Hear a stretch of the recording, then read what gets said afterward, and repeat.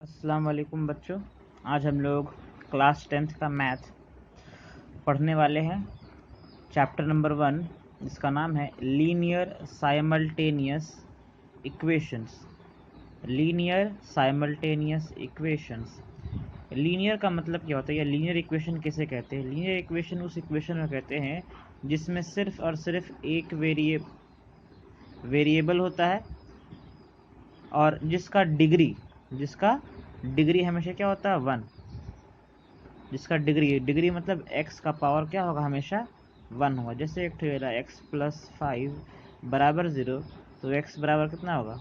इस 5 को उधर भेज देंगे, बराबर को उस तरफ ले जाने पे क्या होता है? प्लस 5 का उल्टा हो जाएगा -5।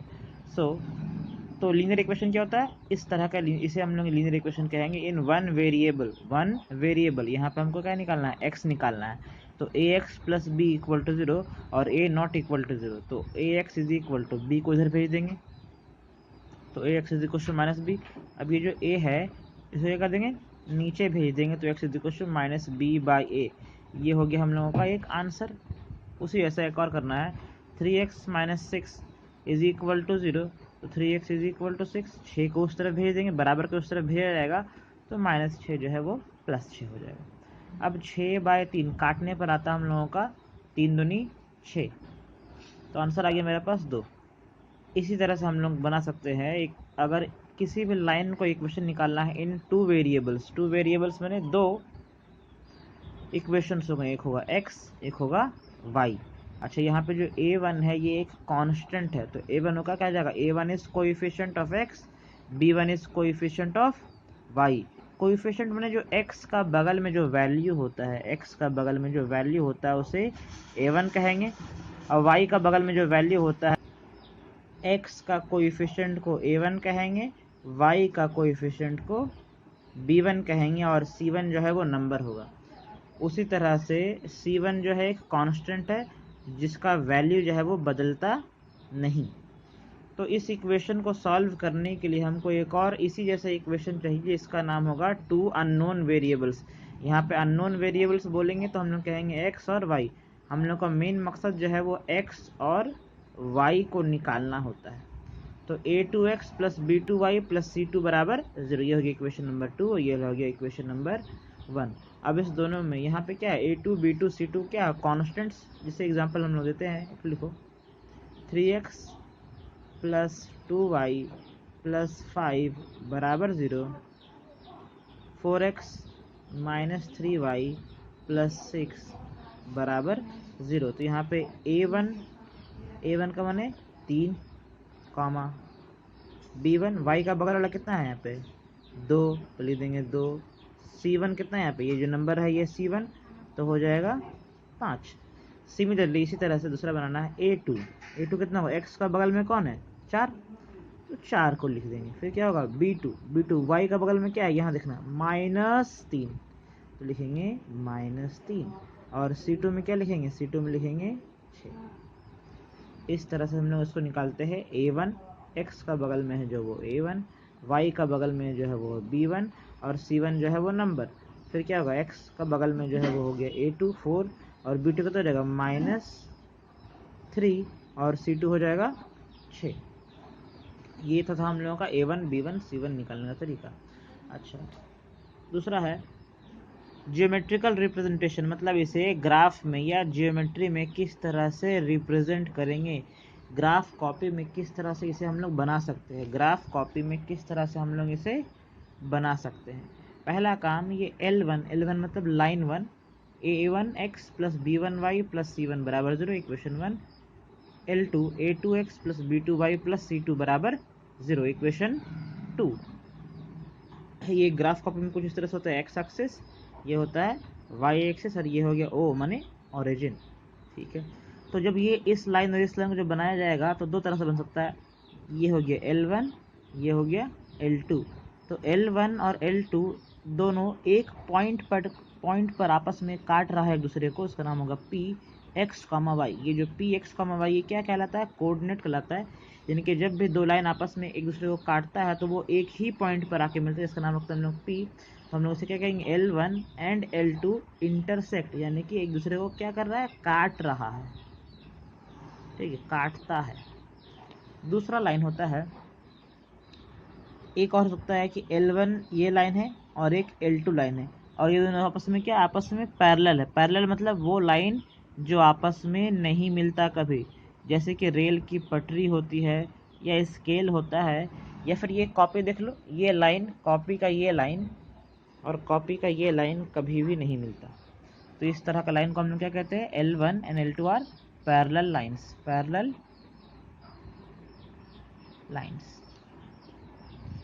दूसरा तरह का लाइन होता है, एक और हो सकता है कि L1 और L2 क्या आपस में हो, कोलिनियर। यहाँ पे हम बना चुके हैं L1 लाइन, इसी के ऊपर में एक और लाइन होगा जिसका नाम होगा L2, मतलब L1 भी उसी में है और L2 भी उसी में है। तो L1 और L2 दोनों एक ही के ऊपर होगा तो उसे हम क्या कहेंगे, कोलिनियर लाइन। ठीक है, कोलिनियर, या उसे कहा जाता है कोइंसिडेंट लाइन। अच्छा, अब इसको ग्राफ कॉपी में कैसे बनाया जाता है वो सीखते हैं हम लोग। इसका आंसर ग्राफ कॉपी में कैसे निकाला जाता है। जैसे कि सवाल है x + 2y - 3 = 0, 2x - y - 1 = 0, equation 1 और इक्वेशन 2, यानी कि ये L1 है और ये L2 है। L1 L2 मैंने लाइन 1 और लाइन 2। पहला काम, x जो लिखा हुआ लिख देंगे, x + 2y - 3 = 0, y निकालेंगे अपने पास, तो y को रखेंगे, 3 को उधर भेजेंगे, क्या हो जाएगा, +3, ये क्या है +x, उस तरफ भेजेंगे, बराबर को उस तरफ मार के भगा देंगे तो क्या हो जाएगा -x, तो y = 3 - x बाय में 2। उसी तरह से 2x - y - 1 = 0, जब 1 को हम लोग क्या करेंगे, उधर भेजेंगे, और ये 3 को उधर भेजेंगे तो क्या हो जाएगा 2x - 1, ये हो गया इक्वेशन 1 और ये हो गया इक्वेशन 2।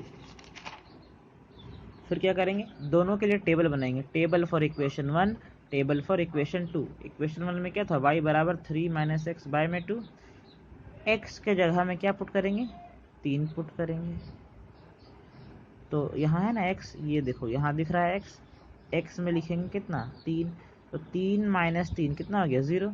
अब 0/2 क्या होता है, 0, यानी कि जब x में 3 पुट करेंगे तो y में कितना आएगा, 0। यहाँ बना दिए हम लोग। दूसरा, जब x में कितना पुट करेंगे, 1, तो x की जगह में 1 पुट करेंगे तो 3 - 1 बाय में 2, यानी कि 2 बाय में 2 मतलब 1, क्या लिखेंगे 1, और यहाँ पे लिखेंगे 1। उसी तरह से दूसरा इक्वेशन में y = 2x - 1 था, x में 1 पुट करेंगे तो 2 2 1 का 2 -1, तो 2 में से कितना बचेगा, 1, तो x में 1 तो y में भी 1। अब x में 2 पुट करेंगे तो 2 × 2, ये 2 कहाँ से आ रहा है, यहाँ 2 पहले से था तो 2 लिख दिए। x का जगह में क्या लिखेंगे, 2, तो 2 दूनी 4, और 4 में से 1 कितना बचेगा, 3, तो 2 में से जाएगा यहाँ पे 3 बचेगा। ठीक है, ये टेबल फॉर इक्वेशन 2 है, ये टेबल फॉर इक्वेशन 1 है। अब क्या करेंगे, हम लोग ग्राफ कॉपी लेंगे, ये तो रफ कॉपी में हम बना दिए हैं, पर आप लोगों को ग्राफ कॉपी में बनाना है। ग्राफ कॉपी होता है ना लाइन वाला, तो नंबरिंग करेंगे उसमें 1 2 3 4, यहाँ पे भी करेंगे 1 2 3 4, ये हो गया हम लोगों का x एक्सिस, ये हो गया हम लोगों का y एक्सिस। ठीक है, क्या करना है, पहले 3,0, 3,0 मतलब 1 2 3, ये वाला पॉइंट दिख रहा है, इसको सर्कल कर देंगे। ठीक है, दूसरा क्या है 1,1, 1, ये रहा 1 और ये रहा 1, तो दोनों के बीच में ये रहा पॉइंट 1 1, ये हो गया लाइन। फिर इसको क्या करेंगे, हम लाइन यहाँ से ऐसे खींच देंगे, ऐसे सीधा।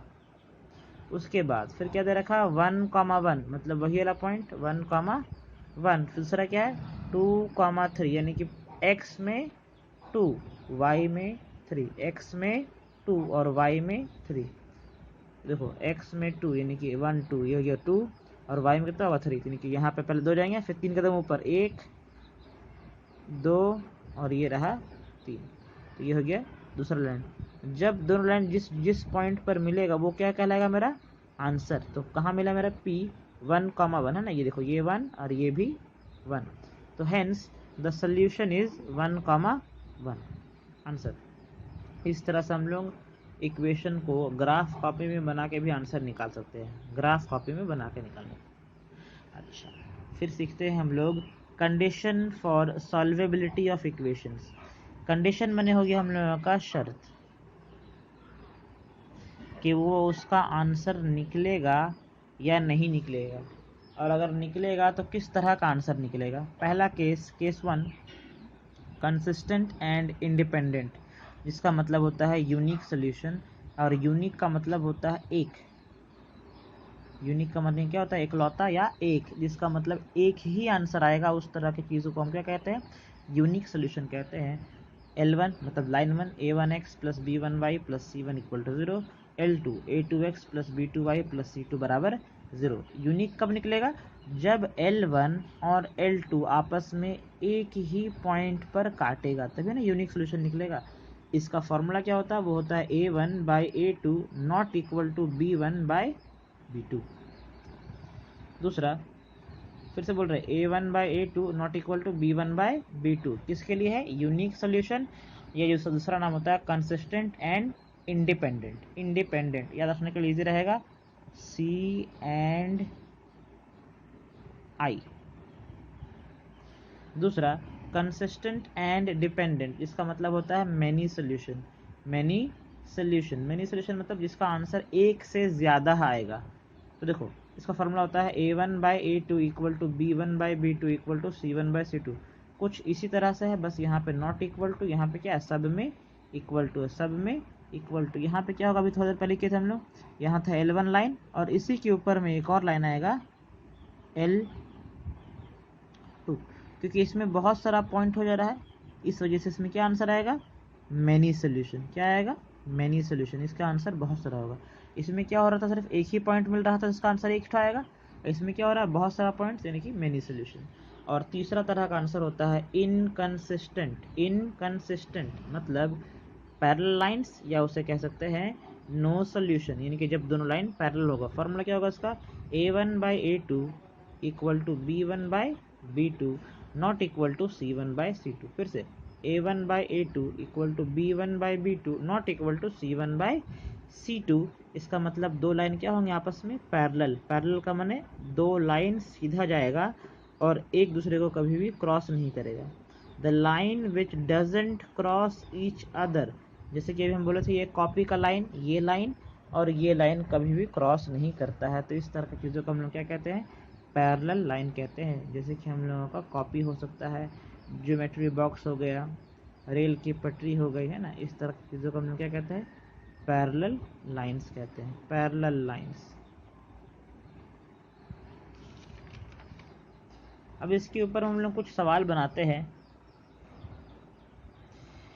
Find the value of k for which it has unique solution. It has unique solution. सवाल है कि 2x प्लस के वाई, के का वैल्यू निकालना। क्या करना है? जो यहाँ पे दिख रहा है k, find the value of k for which it has unique solution. इसमें क्या आंसर आएगा? यूनिक सोल्यूशन आएगा। जैसे यूनिक सोल्यूशन का फॉर्मूला क्या होता है? a1 by a2 not equal to b1 by b2। अभी थोड़ी देर पहले लिखे थे हम लोग a1 by a2 not equal to b1 by b2। ठीक है, तो पहला काम a1 निकालेंगे। तो a1 कितना हो गया? यहाँ पे जो x का बगल में कितना है? 2, तो a1 हो गया 2। यहाँ कितना? y का बगल में क्या है? k, लिखेंगे b1 में लिखेंगे क्या? लिखेंगे k। फिर c1 कितना हो गया? 5, ठीक है लिख दिए। फिर कितना होगा? x का बगल में कितना है? a2 बराबर 3, ये कितना है? y का बगल में 6, तो लिखेंगे b2 बराबर 6। और c2 बराबर कितना होगा? -8, क्योंकि यहाँ पे कुछ नहीं है तो ये लिखाएगा -8। तो फार्मूला क्या था? a1 by a2 not equal to b1 by b2। a1 मतलब 2/3 नॉट इक्वल टू k बटा 6। हमेशा रखना इस दोनों को डिवाइड करेंगे सब में, तो कितना हो गया? 2/3 नॉट इक्वल टू k बटा 6। इसको ज़रा हम लोग क्रॉस कर देंगे, ये इधर जाएगा भाई साहब। तो 2 ज़रब 6 बाई में 3, 3 एकाएँ 3, 3 दूनी 6, कितना गया? 2 दूनी 4। ये हो गया इसका आंसर। दूसरा question, 3x minus 2y plus 6 बराबर 0, kx प्लस 6y प्लस 8 बराबर 0। तो a1 कितना होगा? x का बगल में कितना है? 3, तो a1 हो गया हम लोगों का 3। b1 कितना हो गया हम लोगों का? y का बगल में क्या? देखो यहाँ पे, यहाँ देखना -2, तो लिख देंगे -2। और c1 कितना हो गया? 6। a2 कितना होगा? k। और b2 कितना होगा हम लोगों का? 6। और c2 होगा हम लोगों का 8। वही करना है, यूनिक सोल्यूशन निकालना है। यूनिक सोल्यूशन का formula same, a1 by a2 not equal to b1 by b2, यानी कि 3, यहाँ देखो 3 बटा में k, और यहाँ होगा -2 बटा में 6, -2 बटा में 6। अब हम लोग क्या करेंगे? यहाँ पे क्रॉस करेंगे। क्रॉस मतलब ये 6 जो है ज़रब होगा 3 से, और 2 जो है ज़रब होगा के से, तो -2k नॉट इक्वल टू 18, तो 18/2 कितना हो जाएगा, k नॉट इक्वल टू -6 ना, 2 9 18। उसी जैसा एक और सवाल, find the value of k for which it has many solution. क्या solution, many solution. Many solution का फॉर्मूला क्या था, a1/a2, सेम उसी जैसा b1/b2 इक्वल टू c1/c2, सब बराबर, ऑल इक्वल्स। सवाल 3x प्लस के वाई प्लस 6 बराबर 0, 6x प्लस 4y प्लस 12 बराबर 0। तो a1 कितना हो गया 3, b1 कितना हो गया k, और c1 कितना हो गया 6, और e2 कितना होगा x वाला 6, b2 कितना होगा 4, और c2 कितना होगा 12। लिखने के बाद उसका फॉर्मूला लिखेंगे a1/a2 equal to b1/b2 equal to c1/c2, यानी कि कितना लिखेंगे 3/6 k/4 और 6/12। तो 3 काटेंगे इसको, 3 एकम 3, 3 दूनी 6, के और 4 आ जाएगा, 6 कहीं 6, 6 दूनी 4, 6 दूनी 12, सॉरी। अब ज़रब कर देंगे इसको, ज़रा देखो, इस वाले को इससे ज़रब करेंगे, इस वाले को इससे ज़रब करेंगे। चाहे आप इस दोनों को भी कर सकते हैं, चाहे आप इस दोनों को भी ज़रब कर सकते हैं, दोनों में आंसर जो है वो सेम आएगा। तो 4 एक कहीं 4 और बाई में 2, 4/2 का मतलब क्या होगा, आंसर 2। उसी जैसा 4x - 3y प्लस 5 बराबर 0, 8x प्लस ky प्लस 10 बराबर 0। तो a1 कितना हो जाएगा 4, b1 कितना होगा -3, c1 कितना होगा 5, e2 कितना होगा 8, b2 कितना होगा k, ये देखिए यहाँ पे a2 हो गया, और c2 कितना होगा 10। सेम वही formula, a1/a2 equal to b1/b2 equal to c1/c2। a1 कितना हम होगा 4 बाय में 8, यहाँ देखो 4 बाय में 8 -3 बाय में k और 5/10, 5/10, 4 इकाई 4, 4 दूनी 8, 5 इकाई 5, 5 दूनी 10। इसको ज़रा करेंगे इससे, इसको कर सकते हैं दोनों को, या तो फिर इस दोनों को भी ज़रा कर सकते हैं, लेकिन ज़रूरी क्या है, हमको निकालना क्या है के। तो जब भी के निकालना तो के को जरूर लेना, ये नहीं कि अब इसको छुपा के ये दोनों को ज़रब कर रहे, गलत। क्या करना है, इस दोनों को कर सकते हैं आप, या तो फिर इस दोनों को ज़रब कर सकते हैं।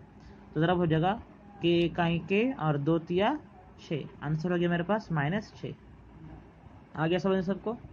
अच्छा, तो होमवर्क में आप लोग क्या बना के लाएंगे, अपना जो क्लास 10th का मैथ बुक है उसके एक्सरसाइज 1 का ए क्वेश्चन नंबर 7, 8 और 9 बना के लाना है आपको। क्वेश्चन नंबर 7, 8 और 9 सेम इसी जैसा।